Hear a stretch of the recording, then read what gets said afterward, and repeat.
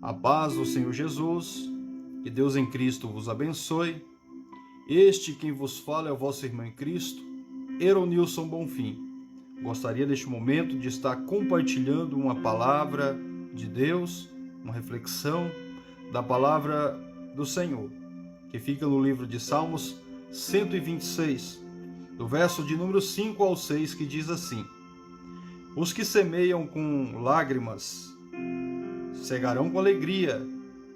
Aquele que leva a preciosa semente, andando e chorando, voltará sem dúvida com alegria, trazendo consigo os seus molhos. Neste momento eu gostaria de estar enfatizando e falando sobre o preço da chamada, né? O preço de uma chamada. O preço de uma chamada é doloroso, né? Doloroso. Passamos por momentos de aflição, momentos obscuros, momentos sombrios, que às vezes nos faz querer parar, que às vezes nos faz querer jogar tudo para o alto e desistir, que nos faz às vezes querer olhar para a direita e para a esquerda. Mas quando temos, mesmo tendo o preço da chamada, nós temos a confiança naquele que nos chamou, naquele que nos convocou. E mesmo dos momentos mais sombrios, mais remotos da nossa vida, da nossa caminhada, nós encontramos o refúgio, encontramos o alívio, o descanso naquele que nos chamou, naquele que nos convocou, naquele que nos nomeou, naquele que nos capacitou.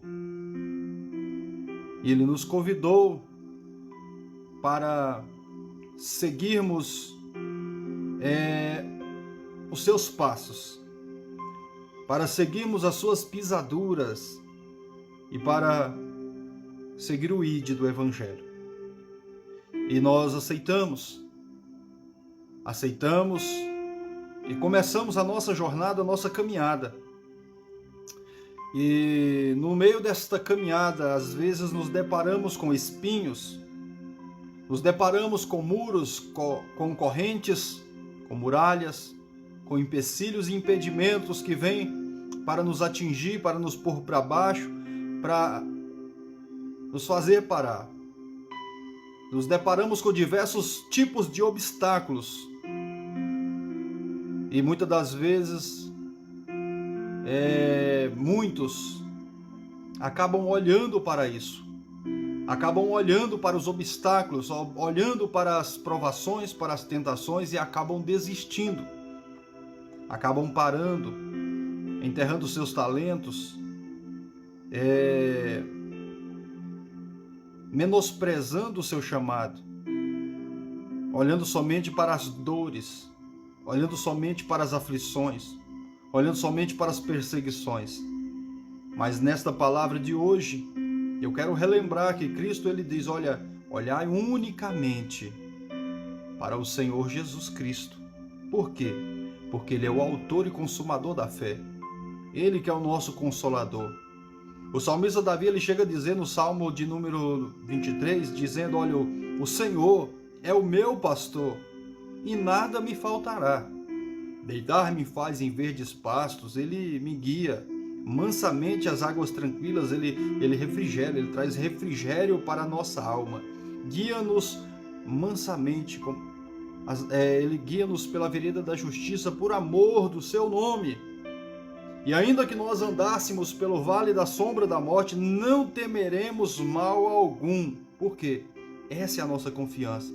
Esse é o nosso refúgio. Por quê? Porque o Senhor, porque Ele está comigo. E a tua vara e o teu cajado me consola. Certamente que a bondade e a misericórdia me seguirão todos os dias da minha vida e habitarei na casa do Senhor por longos dias. Então aqui nós lemos o livro de Salmos, capítulo 126, verso 5 e o verso 6, dizendo: olha, os que semeiam com lágrimas cegarão, colherão com alegria. Naquele grande dia o Senhor ele se deparará a cada um de nós, a você, a mim, aos todos quanto receberam e obedeceram este chamado e honraram este chamado. Ele vai dizer: olha, vindes benditos do meu Pai, tomai, recebei por herança tudo aquilo que está preparado para vós desde a fundação do mundo. No verso 6 aqui diz: aquele que leva a preciosa semente, andando e chorando, voltará, sem dúvida, com alegria, trazendo consigo os seus molhos, a sua colheita, o seu galardão, a sua recompensa. Então, naquele grande dia, o Senhor, ele olhará para mim e para você, olhará para você e dirá: vinde, benditos do meu Pai, recebei por herança tudo aquilo que está preparado para vós desde a fundação do mundo. Porque que por muitas das vezes passamos por momentos de aflição, de perseguição, aí nós lembramos daquela palavra que Jesus diz: olha, não turbeis o teu coração. Credes em Deus e credes também em mim. Na casa de meu Pai há muitas moradas. E se não fosse assim, eu vos teria dito, pois vou preparar-vos lugar. Então Jesus, ele foi preparar lugar. E nos nomeou, nos chamou, nos convocou nesta terra para prepararmos o seu povo, para pregarmos o evangelho. Ele diz: olha, ide por todo mundo, apregoai o meu evangelho a toda criatura, ensinai-vos a guardar tudo aquilo que tem aprendido de mim, e batizando-os em nome do Pai, do Filho e do Espírito Santo. E ele diz mais: olha, ide as ovelhas perdidas do aprisco do Senhor. Então Deus, ele tem recompensa para todos aqueles que não desistir, aqueles que perseveraram até o fim, que mesmo andando, e quando não tem força para andar, vai rastejando e vai perseverando, persistindo. A Bíblia fala: é mesmo com pouca força, mas guardaste a palavra da minha paciência.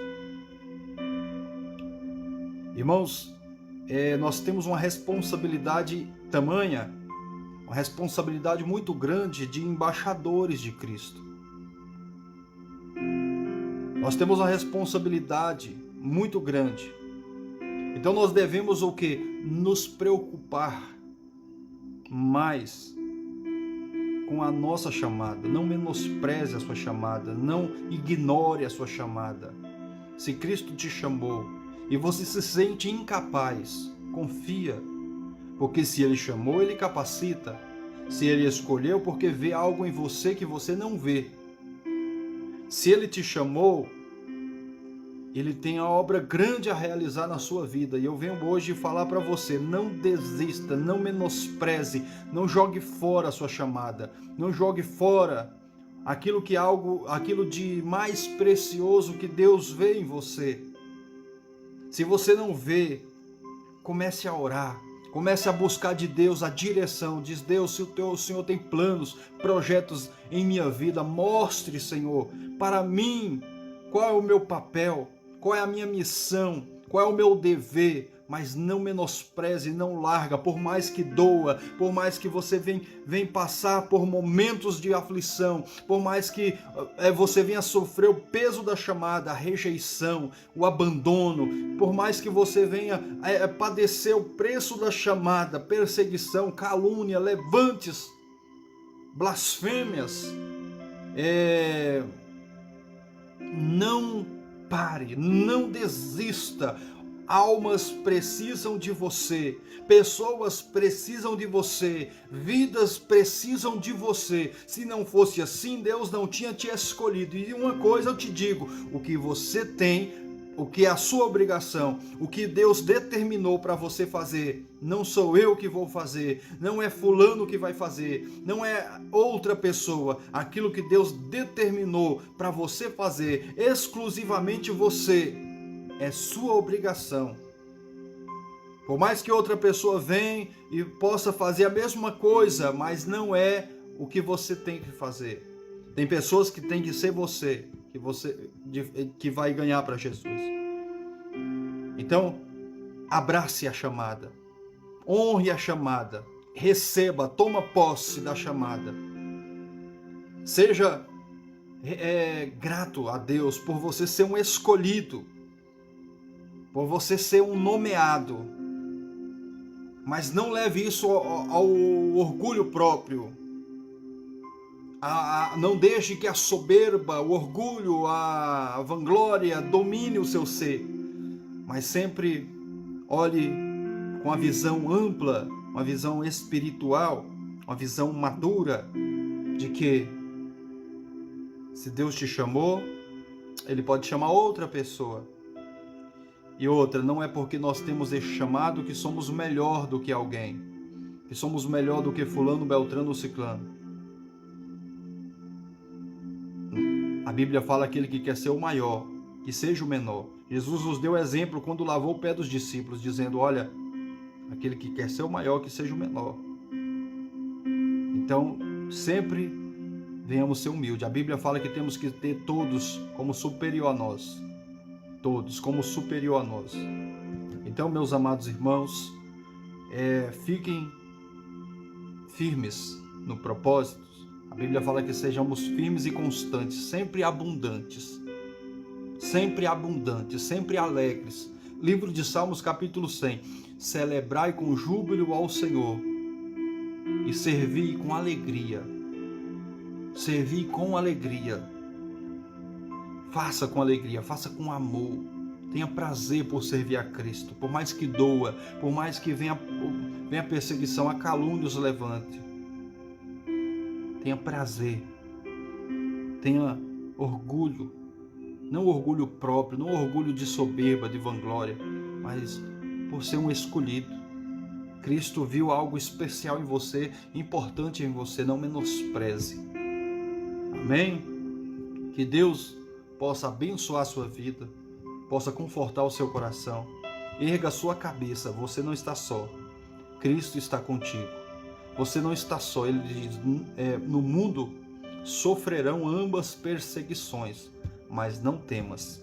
Eu venci o mundo e estarei com você, e estarei convosco todos os dias, até a consumação do século. Então você não está só. E outra coisa, por mais que você pense que está passando por dificuldades, por provações, por aflições, há pessoas que têm passado coisas piores do que você. Então se alegre no Senhor. Faça como Paulo. Paulo diz, eu me alegro nas minhas fraquezas.